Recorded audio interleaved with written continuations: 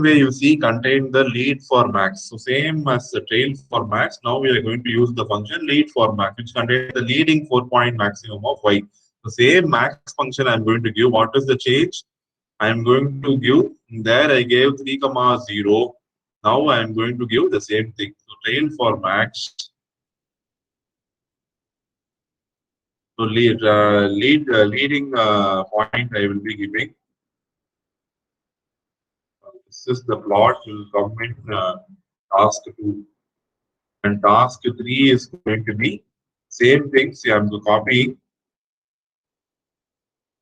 Instead of trail for max, what should I do? Lead for max. And what is the change I will be doing? 0, 3.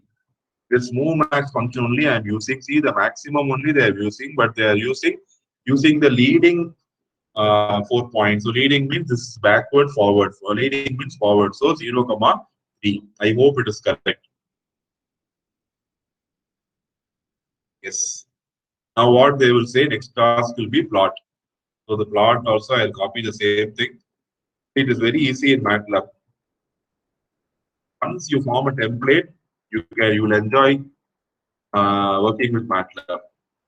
You will see a difference in the graph. You see a difference. You are able to understand if I'm going, this is your using the backward for 3 point, and this is the forward.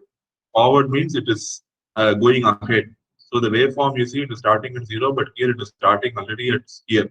And the waveform is ending at 6 approximately, but see here the waveform is ending well before 6 and it is blank for some time. So you should have studied in signal systems about trailing and leading signals, right? So same way. So when you take trailing signal, it will be delayed by time. When you take a leading signal, it will be advanced by time. So same thing we are also seeing here. But what do you think? You are finding a moving maximum. Moving means I am going to move the window with 4 points forward or backward, and we have got the results. Go to the next section.